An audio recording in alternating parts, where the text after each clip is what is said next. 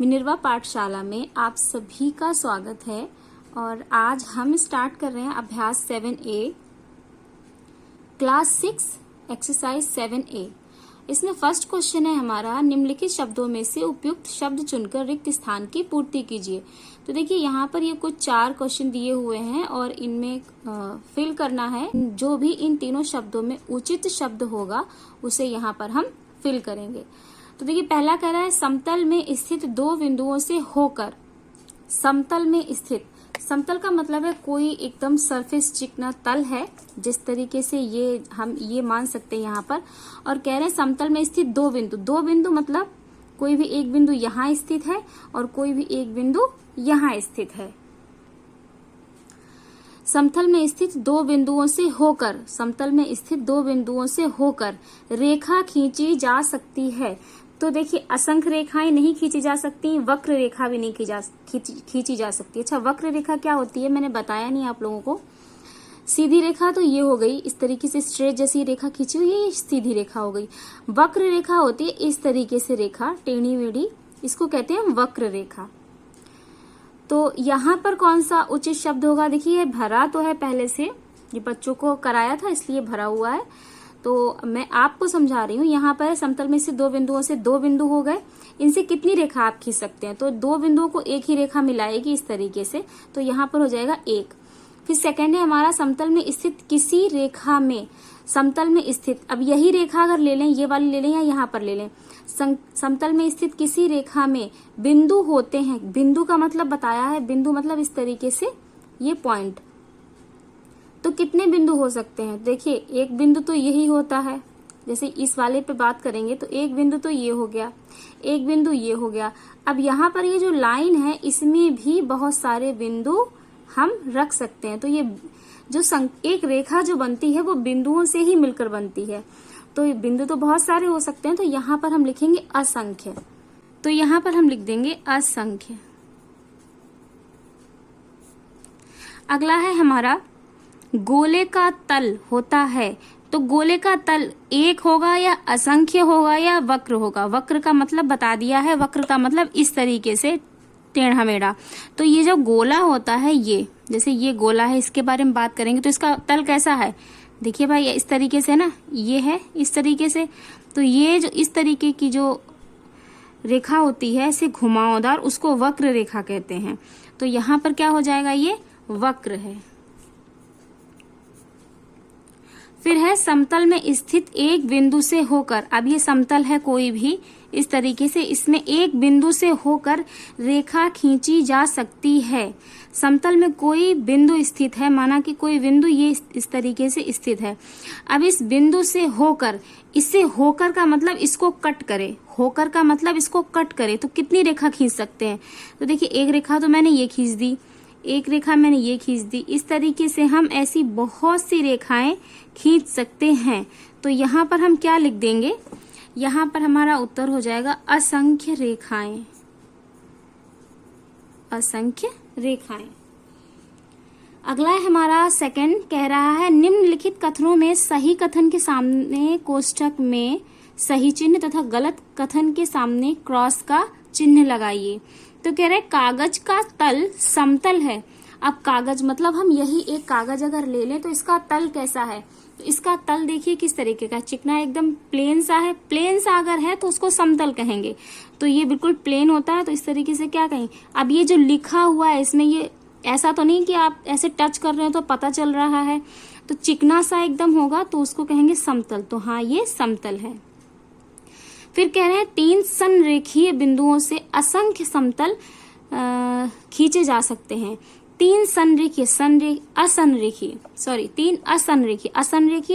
संरेखीय अगर बोला जाए, संरेखीय मतलब एक ही रेखा, मतलब कोई एक इस तरीके से रेखा है, उसी रेखा में बिंदु रखे हुए हैं तीन, तो ये बोले जाएंगे संरेखीय। और असंरेखीय का मतलब है कि उस ये जो बिंदु है, तीन बिंदु है लेकिन वो एक रेखा में ना होकर कि कोई बिंदु यहाँ है, कोई बिंदु यहाँ है और कोई बिंदु यहाँ है। तो संरेखी का मतलब है कि सीधी इस तरीके से एक ही रेखा और उसमें 3 बिंदु, और असंरेखीय का मतलब है कोई भी बिंदु इस तरीके से रखे हुए हैं अलग अलग, और उनमें पूछा गया है कि ये 3 बिंदु असंरेखीय मतलब एक रेखा में नहीं है। तो बताइए कि से असंख्य समतल खींचे जा सकते हैं। असंख्य समतल कैसे खींच सकते हैं आप, क्योंकि जब इनको मिलाएंगे आप तो देखिए ये मिलेगा, ये मिलेगा और ये मिलेगा, तो एक तल मतलब एक आकृति, कितनी आकृति बनी इसमें, एक ही आकृति बनी इस तरीके से, एक ही तल उभर के आया, तो एक बनेगा ना कि असंख्य बनेंगे। तो ये हो जाएगा यहाँ पर गलत। फिर समतल में स्थित 2 रेखाएं सदैव समांतर होती हैं। समतल मतलब देखिए जैसे ये समतल है, ठीक है, इसमें कह रहे हैं स्थित 2 रेखाएं, तो 2 रेखाएं माना कि ये है। पहले ये देख ली समांतर क्या होती है। समांतर रेखा का मतलब होता है इस तरीके से रेखा, दोनों रेखा के बीच में समान दूरी हो, यहाँ भी जितनी दूरी है उतनी दूरी यहाँ पर है। अगर यहाँ से यहाँ तक की दूरी 2 मीटर है तो यहाँ से यहाँ तक की दूरी भी 2 मीटर है, उस रेखा को कहते हैं समांतर रेखा। ये तो होता है समांतर की परिभाषा।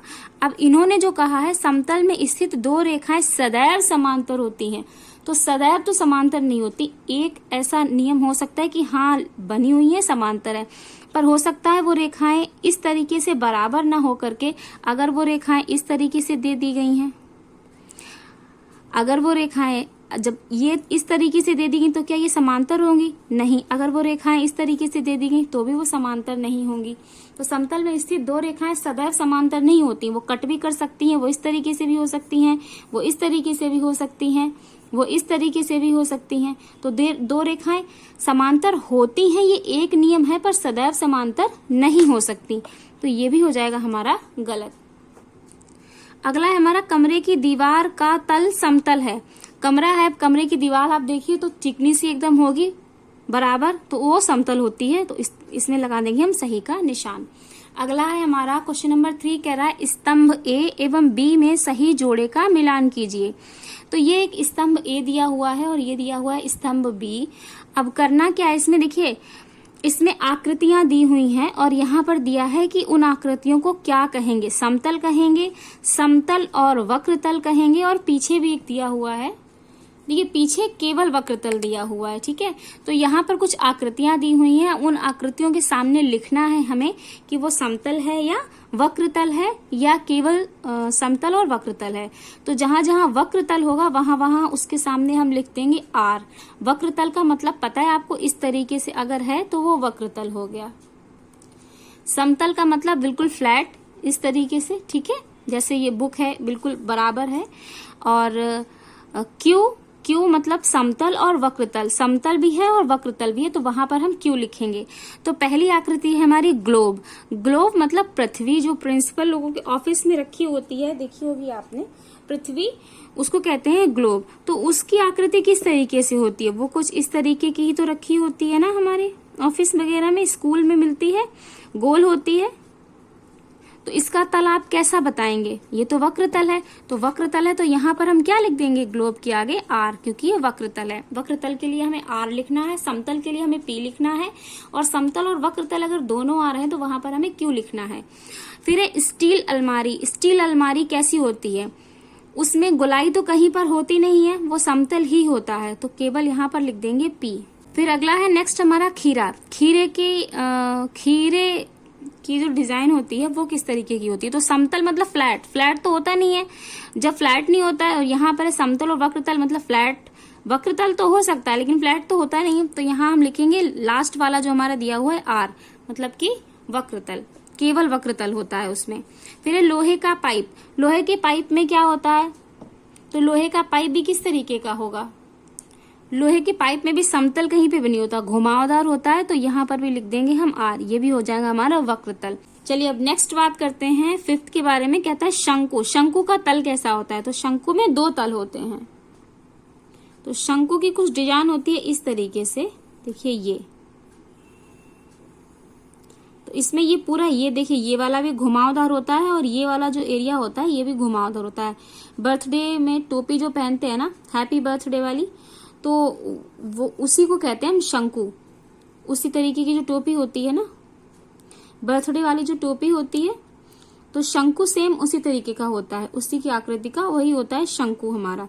देखिए यहाँ का जो तल बोला जाएगा ये बोला जाएगा समतल, और बाकी जो पूरा बोला जाएगा वक्र बोला जाएगा क्योंकि घुमावदार है।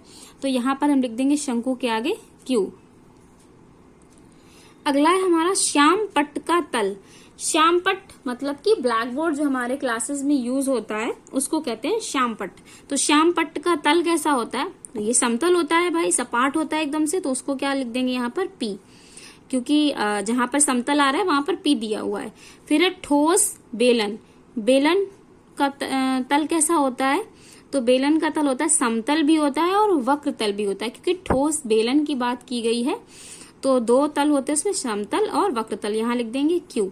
कांच की गोली, तो कांच की गोली का तल कैसा होता है? कांच की गोली मतलब बॉल, आप छोटी एक बॉल समझ लीजिए, तो उसको लिखेंगे वक्र, मतलब यहाँ पर आर। तो ये हमारे कंप्लीट हो गए हैं।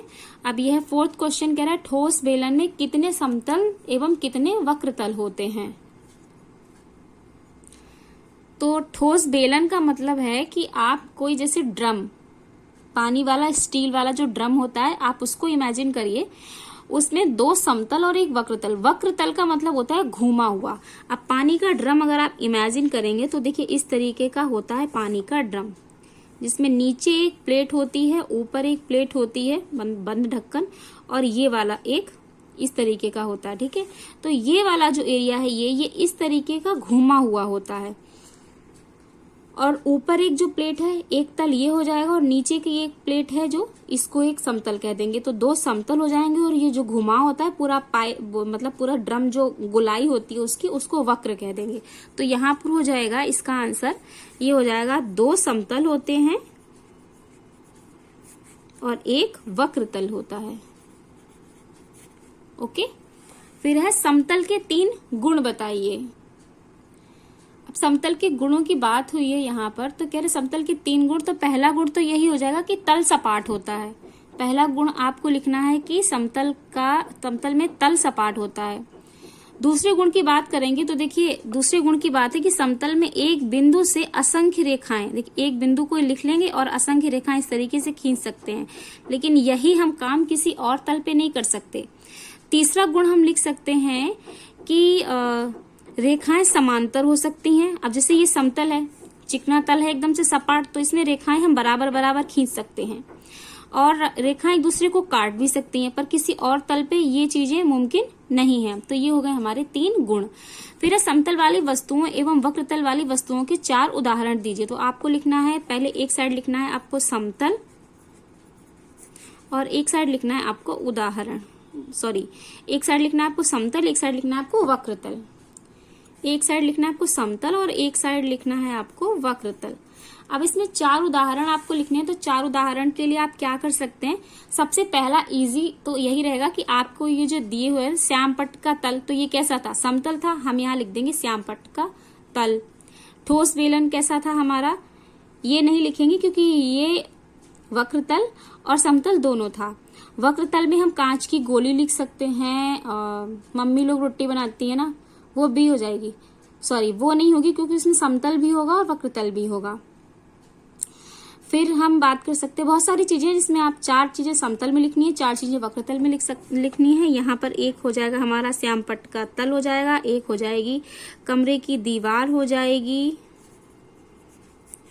श्यामपट्ट का तल, कमरे की दीवार। वक्रतल में आप एक लिख सकते हैं खीरा, और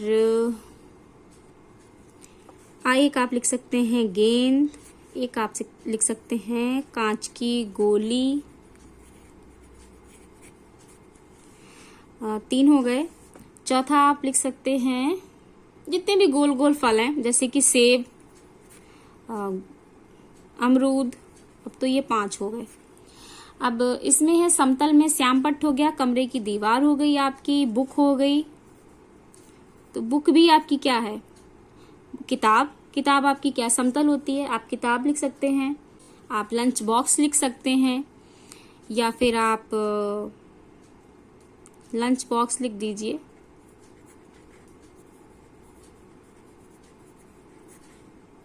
और कुछ बढ़ा सकते हैं। फिलहाल यहाँ पर ये 4 4 हो गए हैं उदाहरण इसके, और इसके साथ ये एक्सरसाइज हमारी होती है कंप्लीट।